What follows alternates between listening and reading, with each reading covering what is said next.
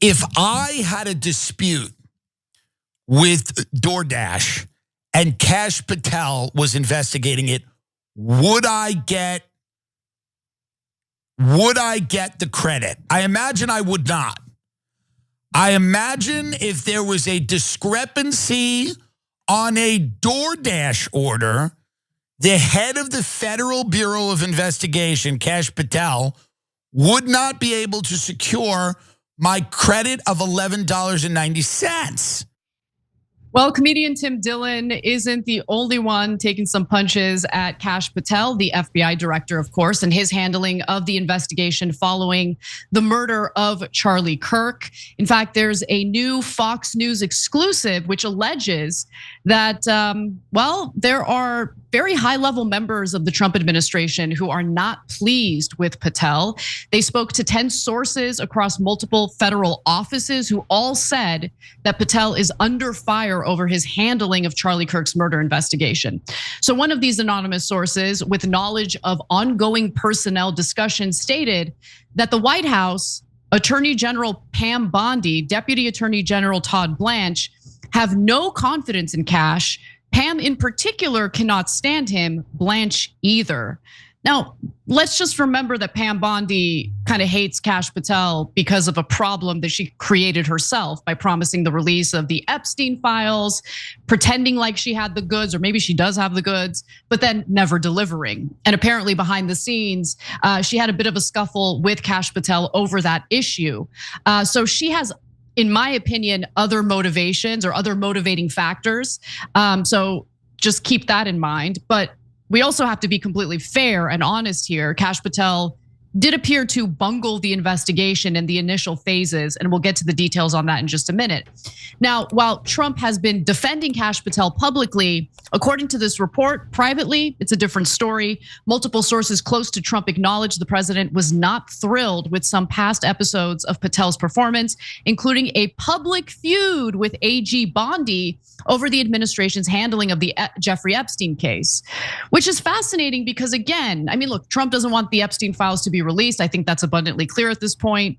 Pam Bondi is a huge part of why Trump's base was expecting the Epstein files to be released. So the fact that he's taking Bondi's side over Patel's is really interesting here.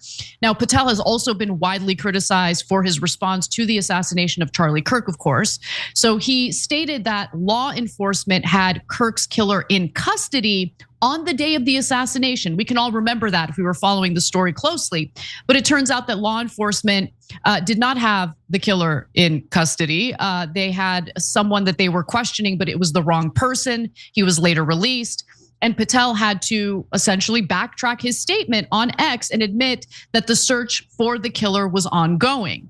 And so an anonymous federal official remarked to Fox News, it was total amateur hour. But Patel did attempt to defend himself during an interview on Fox News this morning. Let's take a look. When we were still looking for the guy, I know you posted that we got him. And that ended up not being true. You took some incoming because of that. What led to you posting that? Why did you feel so certain about it? And what do you have to say about the criticism? No, I appreciate this opportunity. Look, as I stated, I was being transparent with working with the public on our findings as I had them. I stated in that message that we had a subject and that we were going to interview him, and we did, and he was released. The job of the FBI is not just to manhunt the actual suspect who did the killing or suspects, but it's also to eliminate targets and eliminate subjects who are not involved in the process, and that's what we were doing. Could I have worded it a little better in the heat of the moment? Sure. But do I regret putting it out? Absolutely not. Okay, but you made it appear as though the suspect was in custody and later had to retract that statement essentially. And a few final things that I'll mention here that are worth knowing about. So Patel also traveled to Utah, if you guys can remember, a few days ago to basically be part of this press conference that provided updates on the, assassin. But Patel never spoke at the press conference. It was very awkward, very strange, and now we know what was going on behind the scenes. The back-to-back communications fumbles sparked fury from AG Bondi, Deputy AG Blanche, and the White House, multiple sources told Fox. Multiple sources also told Fox that Patel was forcibly instructed not to speak, adding that investigators had still not identified a suspect when the briefing was delayed. Cenk. Yeah, oh boy. Kash Patel has a number of issues, and I can't tell which one is the real problem for him. I know what I think is the real problem, but I'm not sure what Trump thinks is the real problem, which leads first to an amusing comment from one of our members on TYT.com. Art Guy wrote in, I'm pretty positive Trump will fire Patel, not for incompetence, but for looking bad on TV. Totally. Okay, so I'll leave that one right there. Okay, so now to the main issues. One is general incompetence, and that seems like an open and shut case. I mean, look guys, that incident that Anna's describing to you is so embarrassing for the director of the FBI. When real law enforcement has to tell him, listen, clown boy, shut up, okay? You don't know what you're doing, you're gonna ruin the investigation, so hush up. Now, that's the head of the FBI. Normally the head of the FBI tells others that. But since he also knows he's a clown, he's like, oh, okay. And he proved it by, no, we got him. And apparently he was at some fancy restaurant when he got the news. I don't care that he's at a fancy restaurant, he can eat at any restaurant he likes. But brother, take a minute to go figure out what's going on in a situation that is dire before you go blurting things out on Twitter. But that's the problem, he doesn't come from the law enforcement world. He comes from the Twitter world. So he's like, I got this, X, I got him. When you don't even know anything. No real law enforcement person would do that without checking who is it that we got, how sure are we, and confirming that with like 8 different people down the chain. And obviously he didn't do that. So incompetence is a real issue.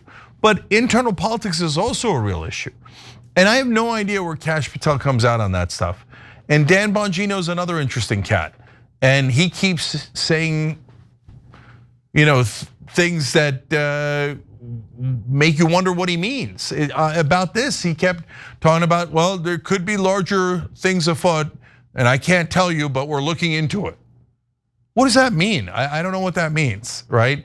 And I don't think that that's the thing that the deputy director of the FBI should be saying either. I hate scams, especially the ones that target seniors, and Medicare's chock full of them. Between commission-hungry brokers and thousands of confusing plan options, most seniors aren't on the best plan for them. That's why I partner with Chapter. They're fully independent and they work for you, not the insurance companies. That's really important. They can review all your options in under 20 minutes, and the average senior they help saves over $1,100 a year. And the best part of it is, it doesn't cost you a thing. So if you're turning 65, call the number on the screen to connect with a Chapter advisor today. By the way, once they leave office, I would be shocked if they didn't tell us some of what happened behind the scenes, some of it true, and God knows what they add on top of that, right? But this is what Trump signed up for.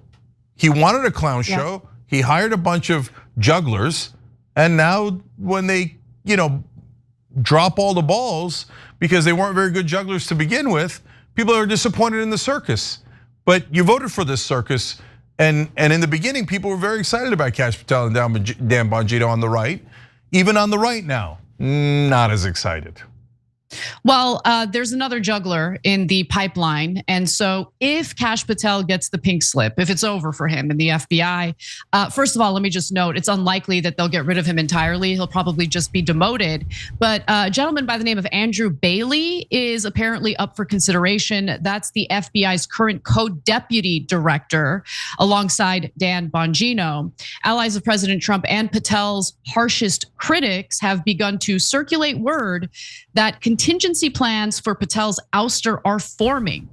They also claim his hopeful successor, Andrew Bailey, made clear that he would not leave his post as Missouri's AG or abandon his aspirations to run for state governor, only to serve as Patel's number 2.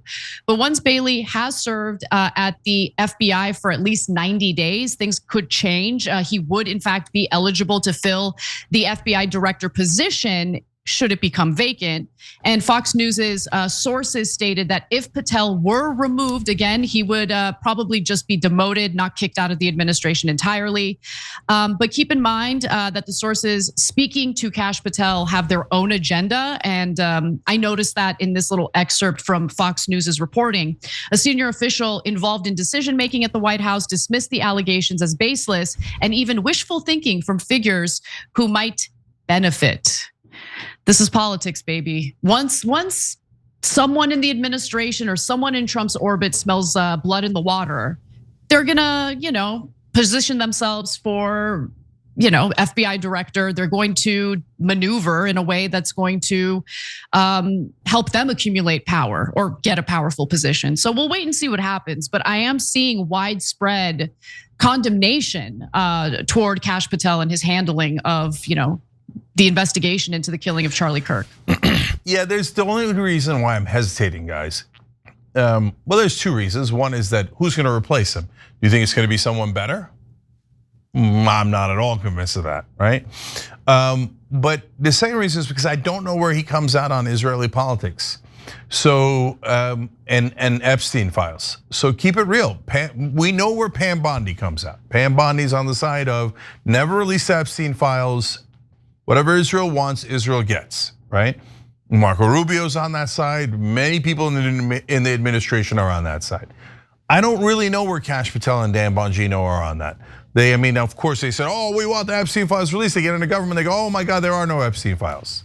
So they look ridiculous, right? But they have significant problems with Pam Bondi. And if you have significant problems with Pam Bondi, you might accidentally be right about a thing or two, right? So if all we're going to get is more Pam Bondi allies, then, okay, we got Kash, we caught him outside, but then what replaces him might be even worse. Every time you ring the bell below, an angel gets his wings. Totally not true, but it does keep you updated on our live shows.